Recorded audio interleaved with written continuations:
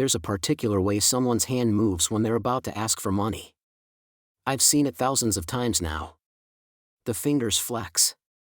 Just slightly. Like they're rehearsing the gesture of receiving. Most people don't even know they're doing it. I notice these things. I'm sitting in my office right now, 43rd floor, corner view, the kind of glass that costs more per square foot than most people's homes, and I can see my reflection layered over the city. 52 years old. $4.3 billion. Built 3 companies from nothing. Sold 2. Still run 1. The intercom buzzes. My assistant's voice, careful and professional, "Your brother is here." My brother. Who I haven't seen in 7 months. Who texted yesterday, "Can we talk?" It's important. I already know what important means. I take a breath. Notice how my chest tightens. How my jaw sets. How some part of me, the part that's still that kid sharing a bedroom in Queens, wants to say yes before he even asks. And how the rest of me, the part that's been building walls for 30 years, is already calculating the cost of saying no. Send him in. Michael walks in and he looks older. Grayer. There's something in his shoulders, a weight, a bend, that wasn't there last time. He's wearing a sports jacket I recognize from 3 years ago. Still fits, but the cuffs are frayed. Marcus. He tries to smile. Nice view. Sit down. I don't get up. I learned that early. Standing to greet someone gives them power. Makes it personal. This needs to stay professional. He sits. His hands are in his lap. Fidgeting. You want coffee? Water? I'm good. His voice is tight. Thanks for seeing me. Here it comes. I can feel it. Like a stone dropping through water, slow and inevitable. I need to ask you something, he says. And I know you've helped before, and I know I said last time was the last time, but there it is. The hand gesture. Fingers flexing. How much? I keep my voice neutral. Sarah's medical bills. He looks at his hands. Her treatments aren't covered. We've maxed out everything. The house is already mortgaged. I've taken loans. I just need. How much, Michael? 200,000. The number sits between us. To him, it's everything. To me, it's a rounding error on this morning's stock movement. I made $3.7 million before lunch today. Just from existing. But that's not the point. What happened to the money from last time? His face flushes. That was different. That was the business. The business you swore would work. The one I gave you $300,000 for. That you'd pay back within 2 years. I tried, Marcus. The market shifted, we couldn't compete with the bigger. And the time before that? The investment opportunity that was guaranteed? Silence. I lean back in my chair. It's Italian leather. Costs more than his car. I'm aware of this. He's aware of this. The entire conversation is happening in this awareness. I'm not saying no, I tell him. But I need you to understand something. He looks up. Hope and resentment mixed in his eyes. I know that look. I've seen it in mirrors. Every time you ask me for money, something changes between us. You feel small. I feel powerful. You start waiting for me to approve your decisions. I start expecting you to fail. We stop being brothers and start being billionaire and I pause. And whatever the other person is called. I don't feel small. His voice is defensive. Proving my point. Don't you? I keep my tone gentle. When's the last time you called just to talk? When's the last time you invited me to your house? You used to call every Sunday. We'd talk about football, politics, nothing. When did that stop? He swallows. You got busy. No. You got careful. You started waiting. waiting for the right time to ask. The right approach. Waiting for me to be in a good mood. To have a good quarter. You started performing your relationship with me. That's not. Michael. I stand now. Walk to the window. The city spreads below us, tiny and detailed. Do you know what wealth does? Really does? He doesn't answer. It makes everyone wait. Wait for your approval. Your attention. Your money. Your permission to exist without your help. Everyone in your life starts waiting. And you start believing you're worth waiting for. I turn to face him. I'll give you the money. Today. Right now. But I need you to hear something first. His shoulders tense. Sarah's treatment should never depend on whether your brother feels generous. You should never have to rehearse a conversation for 3 weeks before calling me. You should never, ever, feel like you need to prove you deserve help with your wife's cancer treatment. My voice cracks slightly. I clear my throat. The system that made me rich is the same one that's making you beg. And every time you ask and I give, we both pretend that's love. That's family. But really, it's just me playing God with money I didn't even earn, money that came from timing and luck and being born into a world that rewards some gambles and destroys others. Michael is staring at me. So, you're saying no? I'm saying I'll transfer $300,000 today. 2 for Sarah's treatment. 1 for whatever buffer you need. No loan. No payback. Just brother to brother. He exhales. Relief floods his face. But I need you to understand what this costs. Not in money. In us. Because after this, you'll wait even more. You'll be even more careful around me. And I'll resent you for needing me. And we'll both pretend we're fine. Marcus, I don't. You will. Because I did the same thing. I sit back down. With Dad. Silence. When I sold my first company for $200 million, Dad was 73. Living in that same apartment in Queens. Broke. Too proud to ask. So I bought him a condo. Bought him a car. Set up an account. Told him to spend whatever he needed.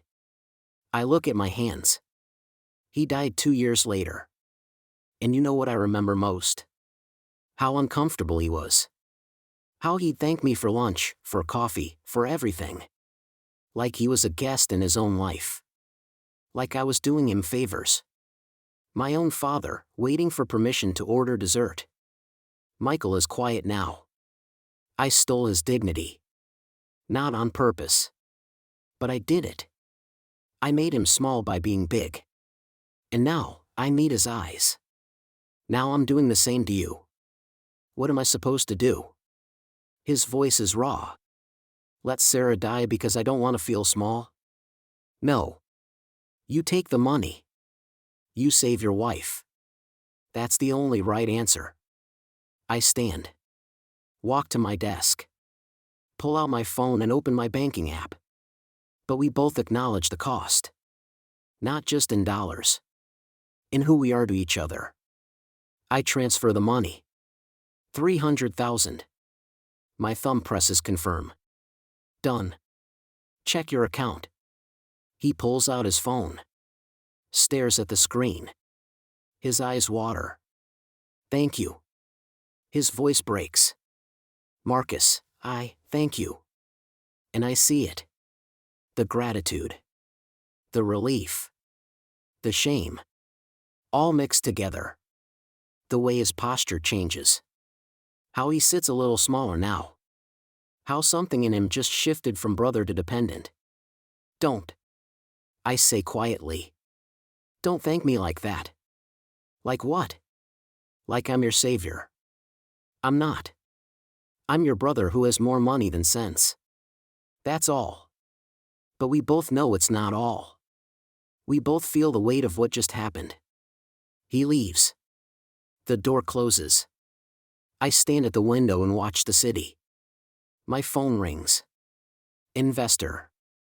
Wants to discuss the quarterly projections. Claire is in the kitchen. My wife of 26 years. She's making tea, which means she wants to talk about something serious. Tea is her ritual for difficult conversations. Michael called, she says. Thanked me for convincing you to help. I didn't need convincing. He thinks you did. She pours hot water. The smell of chamomile fills the room. He thinks I'm the soft one. That you're the hard one. That he needs me to soften you up. That's not. Marcus. She looks at me. That's exactly it. He doesn't call you directly anymore. He calls me first. Tests the water. Waits for me to tell him if you're in a good mood. If the market's up. If it's the right time. I sit at the counter. This kitchen cost $300,000 to renovate. The marble is from Italy. The appliances are German. Everything is perfect and cold. I'm not trying to make people wait, I say. I know. She brings her tea over. Sits beside me. But you do. We all do. Wait for you. Claire. When's the last time I bought something without wondering if you'd approve? When's the last time I made a decision about this house, about a trip, about anything, without waiting to see if you agreed? I think about it. You don't need my permission. But I wait for it anyway. Because somewhere along the way, your opinion became the most important one. Not because you demanded it. Because you earned it. With money. With success. And now we all wait. She sips her tea. Emma asked if we could pay for private school. I said I'd ask you. She's 24. She can ask herself. But she won't. Because she's waiting too. Waiting for the right time. The right approach. Waiting to prove she deserves it. The words hit me. Hard. When did that happen? Gradually. Claire's voice is soft. It started when you sold the second company. Suddenly we had real money. Not comfortable money. Real money. The kind where there's always enough. Where any problem can be solved with a check. She looks at me. Do you know what that does? To the person with the checkbook? And to everyone else? I don't answer. It makes you God. Small g, but still. You have the power to solve, to fix, to provide. And that feels good. Feels right. Like you're taking care of everyone. I am taking care. But we're not children. Michael's not a child. Emma's not a child. I'm not a child. But we all become children around your money. We wait for allowance. For approval. For you to decide if what we want is worth it. She stands. Walks to the window. We have a view of the garden. Professionally maintained. Perfect hedges. Not a leaf out of place. I wanted to donate to a women's shelter last month, she says. 50,000. I wrote the check. Then I put it in a drawer. Waited 3 days. Finally asked you if it was okay. You don't need to ask. I know. That's the point. I know I don't need to ask. But I waited anyway. Because your money isn't our money. Not really. It's your money that you share. And we all feel it. The truth of it settles over me like fog. What do you want me to do? I ask. Give it all away? Pretend we're not wealthy? No. She turns to face me. I want you to see what it costs. Not in dollars. In dignity. In autonomy. In relationships. I want you to see how wealth doesn't just change your life, it changes everyone's life around you. It makes them wait. I don't sleep well that night. I keep thinking about waiting. Michael, waiting to ask. Claire, waiting to donate. Emma, waiting for permission. My father, waiting for permission to order dessert. I built 3 companies. Employed thousands. Created value. changed industries. But I also created waiting rooms full of people afraid to speak until I spoke first. The next morning, I'm in a board meeting. 12 people around a mahogany table. The company is worth $1.8 billion. I own 63%. We're discussing expansion into Southeast Asia. CFO presents numbers. COO presents strategy. VP of Operations presents logistics. I listen. Take notes. Everyone watches me. Waiting. Finally, they finish. Silence.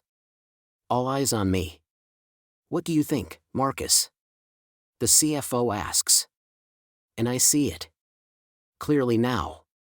The way everyone's posture changes. Leans slightly toward me. Waiting for my verdict. Waiting for permission to agree with their own analysis. I look around the table. Smart people. Accomplished people. PhDs and MBAs and years of experience. All waiting for me to think for them. What do you think? I ask the room. Each of you. Independent of what I think. What's your gut? Confused silence. Sarah. I look at the COO. You built our European expansion. What does your instinct say about this? She pauses. Glances at the CFO. Waits to see if someone else will answer first. Sarah. Your instinct. Not what you think I want to hear. I think. She stops. Restarts. I think it's premature. The infrastructure isn't ready. We'd be rushing to meet a timeline that only exists because we think we should move fast. David. I turn to the CFO. You agree? He shifts. The numbers work, but Sarah's right. We'd be forcing it. Better to wait 6 months. Build properly. I look around the table. Anyone disagree? No one speaks. So why did you present it like it was ready? The CFO clears his throat. Because we thought you wanted to expand this quarter. Why would I want that? You've been talking about Asia for 6 months. Talking about it. Not forcing it. I lean back. So you built an entire expansion plan around what you thought I wanted, rather than what the company actually needs? Uncomfortable silence. This is the problem. I keep my voice calm. You're all waiting for me to decide. Waiting for me to approve. Waiting for me to give permission. And I've trained you to wait. Every time I've overruled good instinct. Every time I've pushed for my vision over your analysis. Every time I've made it clear that my opinion matters most. I stand. I'm going to say something, and I need you to hear it. Really hear it. They watch me. Still waiting. I don't want you to wait for me. I want you to decide. To analyze. To trust your expertise. Because here's what I've learned. My wealth doesn't make me smarter. It makes me louder. And I've confused volume with wisdom. I gather my notes. Delay the Asia expansion. Do it right. And next time you're in this room, I want opinions before we get to the what does Marcus think part. Real opinions. Ones you believe in. Even if they contradict what I've said before. I leave the room. Behind me, I hear silence. Then the slow rumble of conversation starting. That afternoon, I call my daughter. Emma answers on the third ring. Dad? Is everything okay? That's the first question. Not hi. Not how are you? But is everything okay? Because I don't usually call. She waits for me to call. Everything's fine, I say. Just wanted to talk. Oh. Surprise in her voice. Okay. What's up?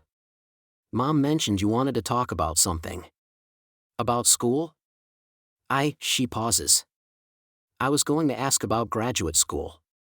Private school for a master's in architecture. But it's expensive, and I wanted to wait until. Until what? Until the right time. I close my eyes. Emma. What's the right time? I don't know. When you're not stressed. When the market's good. When it doesn't feel like I'm asking too much. You're my daughter. You're never asking too much. But I feel like I am. Because it's a lot of money, and I know you already. Stop. My voice comes out sharper than intended. I soften it. Stop waiting for permission to want things. Stop calculating if you deserve it. Stop performing gratitude before you even ask. Silence on the other end. If you want to go to architecture school, go. I'll pay for it. Not because you asked right. Not because you deserved it. Because you're my daughter and I want to invest in your dreams. Dad. But Emma, I need you to understand something. This money? It's changed how you see yourself. How you see me. You're waiting for me to approve your life.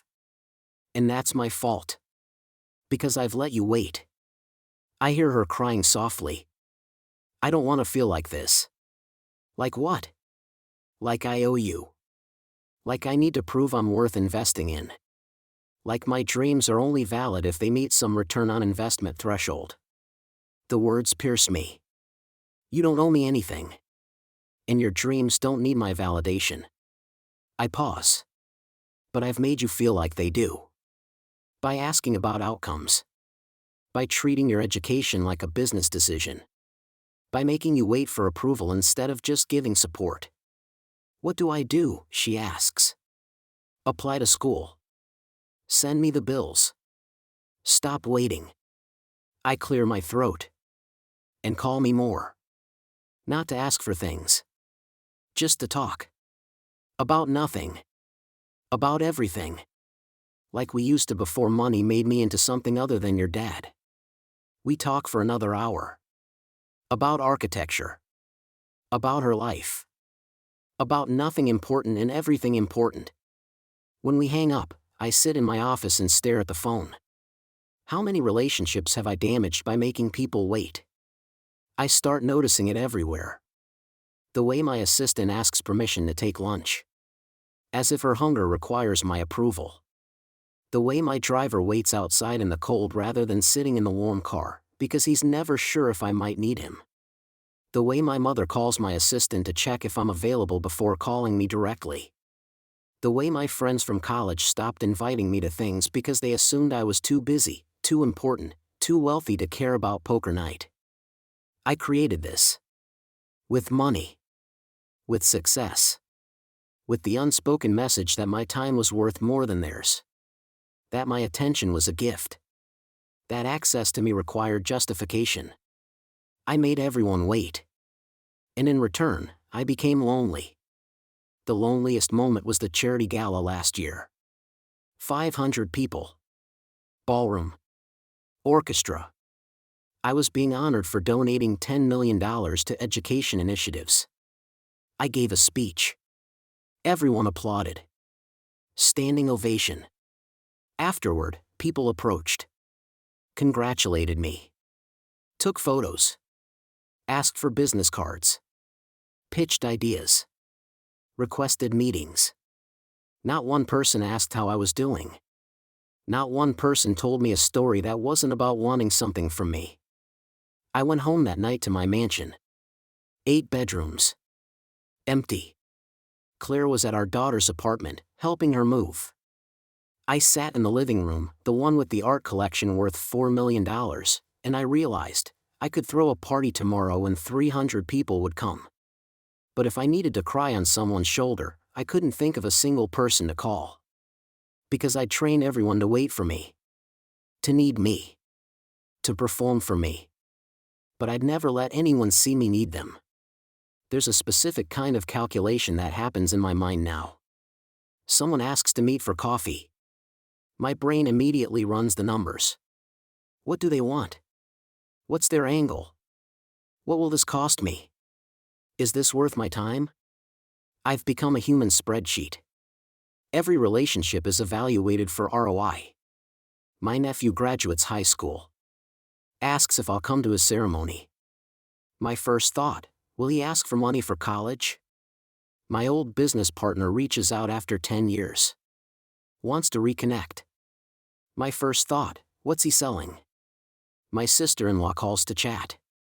My first thought, what crisis does she need help with? I've lost the ability to receive love without calculating the cost.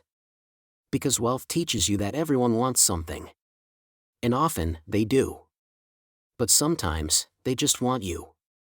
And I can't tell the difference anymore. I decide to run an experiment. For 1 week, I tell no one I'm a billionaire. I take a trip. Solo. To Portland. I book a normal hotel. Not the penthouse. Just a room. $200 a night. I walk around the city. Coffee shops. Bookstores. Parks. I talk to people. Tell them I'm in software. Used to run a company. Semi-retired now. No one asks how much I'm worth. No one pitches me investment ideas. No one treats me like I'm made of opportunity. I meet a guy named Tom at a coffee shop. He's a teacher.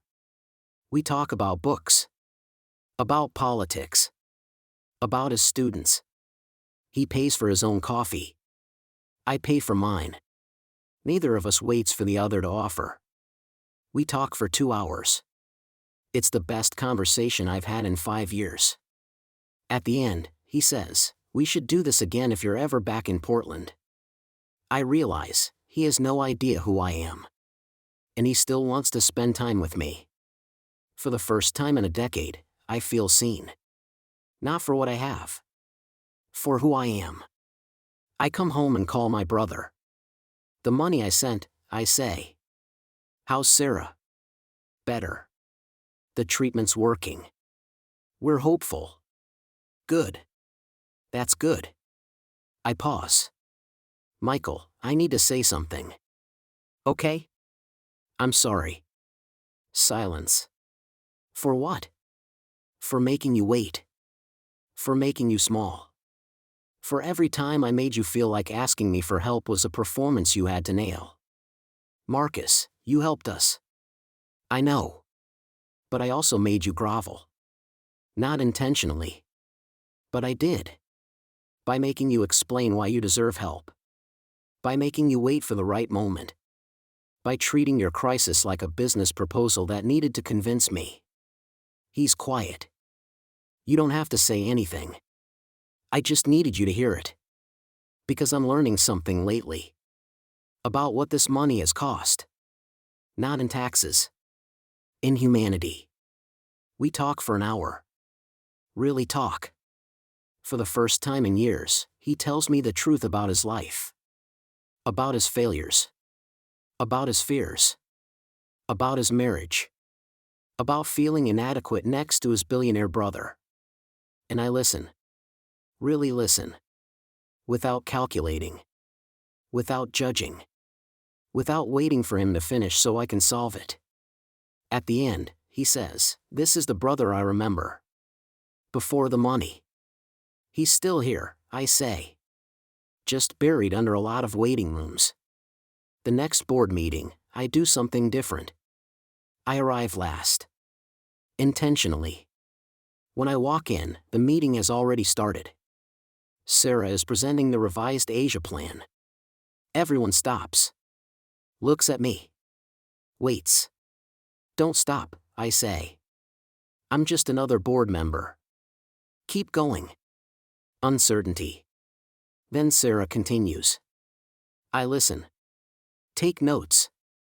Watch the discussion unfold without my presence dominating it. 45 minutes later, they finish.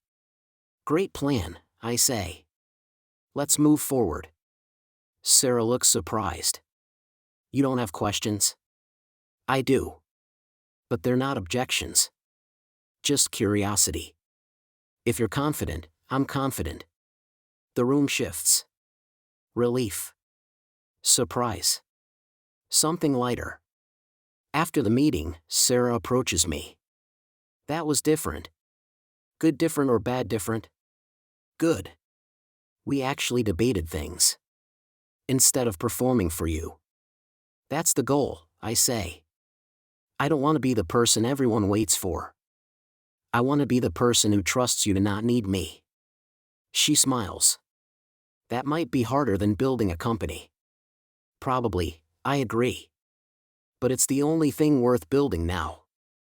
I'm learning to give without strings. Not the money itself, that's easy. But the dignity. The autonomy. The right to not need to wait. Emma's in architecture school now. I sent her a letter with the first tuition check. You don't owe me updates. You don't owe me gratitude. You don't owe me success. You owe yourself your dreams. Everything else is just paperwork. Michael texts me sometimes. Random things. Jokes. Articles. Nothing important. And that's everything. Because he's not waiting anymore. He's just being my brother. Last week, I had lunch with Tom from Portland. I flew him out to New York. Put him up in a nice hotel. Over lunch, I told him the truth. I wasn't fully honest before. I'm not semi-retired. I'm a billionaire. He put down his fork. Okay. Why are you telling me now? Because I need to know if you want to have coffee with me, or with my net worth. He thought about it. Honestly, I'm a little intimidated now. I was going to suggest splitting the bill. Now I feel weird about it. Split it, I said. Please. We did. He paid $47. I paid $46. It was the most expensive meal I've ever had. Because it cost me the performance. The distance. The waiting. It cost me being the billionaire and gave me being just Marcus.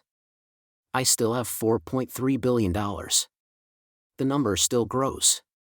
Investments compound. Companies succeed. Money makes money. But I'm learning something. Wealth isn't measured in what you have.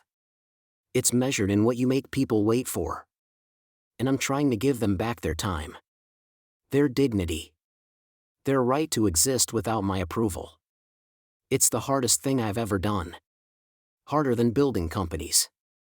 Harder than negotiating deals. Harder than anything. Because it requires me to admit, the empire I built wasn't just companies and buildings and stock portfolios. It was an empire of people waiting. Waiting for me to notice them. To approve them. To give them permission to stop waiting. And the only way to dismantle that empire is to give away the one thing I've hoarded most carefully. Not my money. My humanity. The version of me that exists without the power. Without the calculation. Without the spreadsheet running in my head.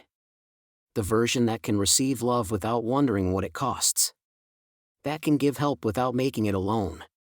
That can be wrong without it threatening my worth. That can be ordinary without it feeling like failure. My father died waiting. Waiting for me to have time. Waiting for me to not be busy. Waiting for me to finish building the empire that would make him proud. He died proud. But he died waiting. I can't fix that. But I can stop making everyone else wait. I can answer Emma's calls on the first ring.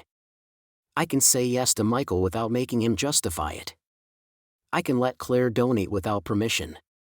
I can arrive at board meetings last instead of first. I can split the check.